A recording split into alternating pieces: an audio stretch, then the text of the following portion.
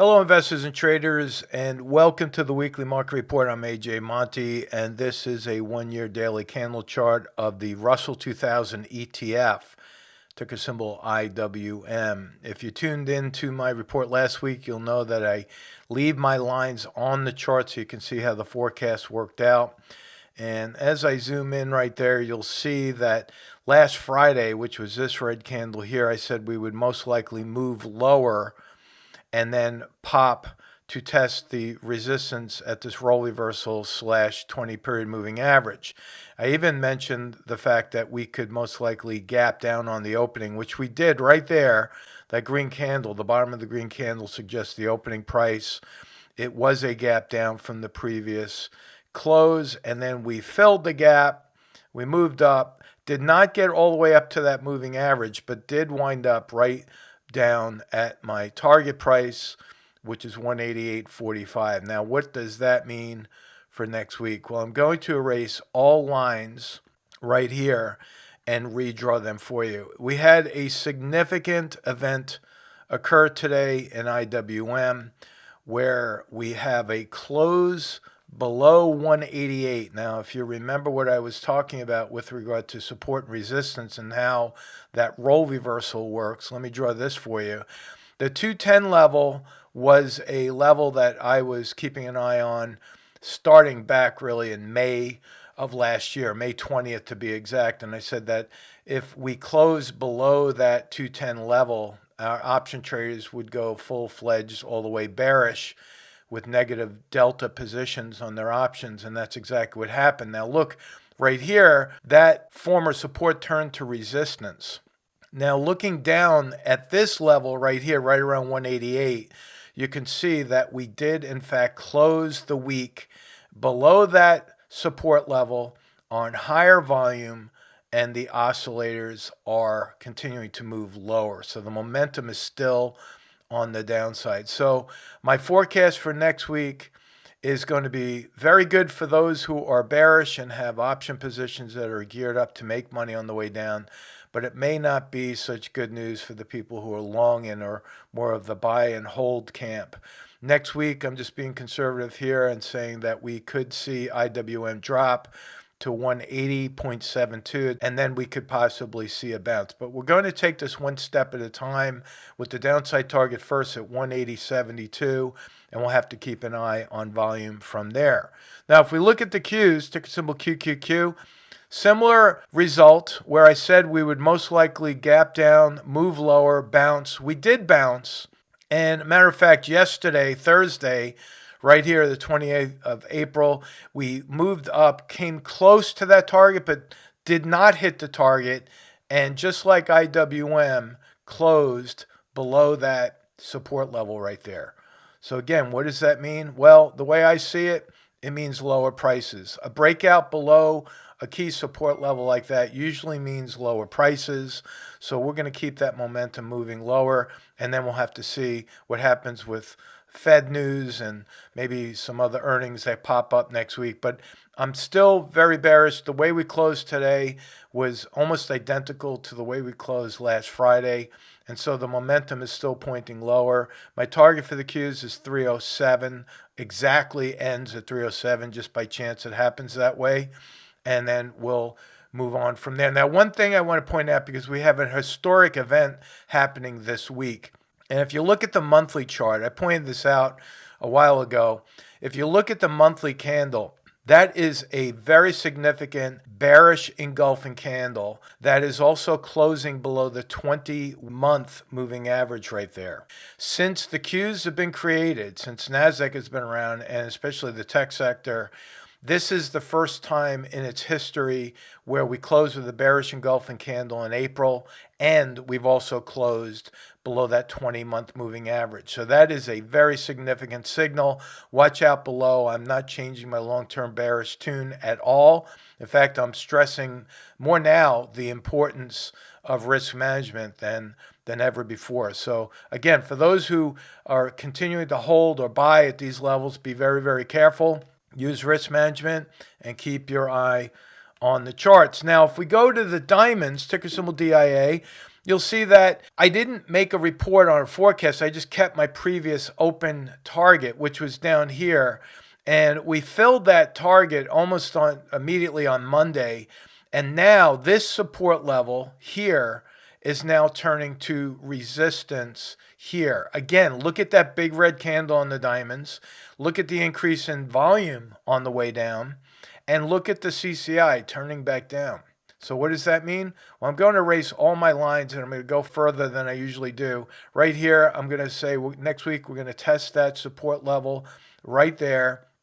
Let me draw my line and leave my target in place. My downside target for the diamonds, 326.14, 326.14. Now, again, going back to the monthly chart, and if you go back, actually, if I look at the Dow, you can see over 100 years of activity here.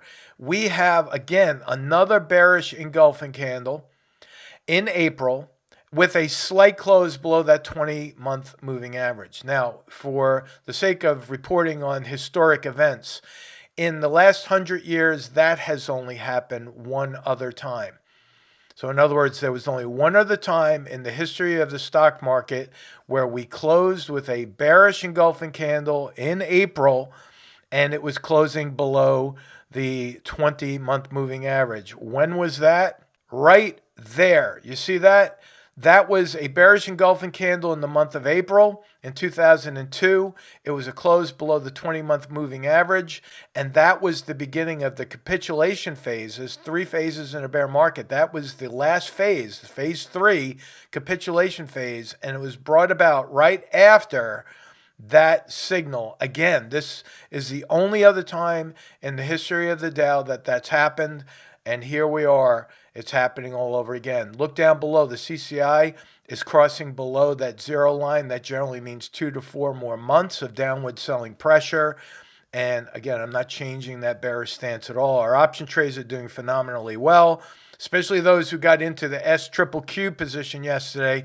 Congratulations if you got in on that. It was actually a better trade than I even thought it would work out to be, because after I put the trade alert out, the prices actually got better for our members, so they got a better price as compared to what it was reported. But it's already up and doing very well. So again, congratulations to our option traders who are part of the Market Rebellion membership there. All right, so that is the diamonds. Let's take a look at SPY. Again, same story, bearish engulfing candle on the monthly chart, and we are right at this key support level. Now, because of this downward pressure brought about by higher volume, I think that next week we're actually going to break out below that support level. So to be conservative, just going a little bit lower right there. I'll draw it out to a couple of days further. Downside target 405.67. Again, for the spiders, that's on the daily chart. Look at the oscillators starting to turn back down on the CCI. We did come down. Look down as I expand that with the magnification button right there. You see that early in the week I said we would move lower. We did that Monday and Tuesday. We bounced. Didn't come quite to this high, but I'm okay with that because we're still short and we're still making money on the way down. Again, acceleration of volume means added selling pressure right into the close today. Now that brings me to the VIX, ticker symbol VIX. As I mentioned before, I'm keeping my horizontal lines in place as targets right here. My target was hit. That was one that I kept in place for a while. My target was $30.17. Now look at what we're faced with here. This is a very big, long green candle on the VIX. What does that mean? It means higher prices. I think we're going to go higher next week. Maybe a little bit of a pullback after that, but I'm keeping this 41.88 in place. Actually, 41.88 is from here. $41.88 is a long-term target I've had on the VIX.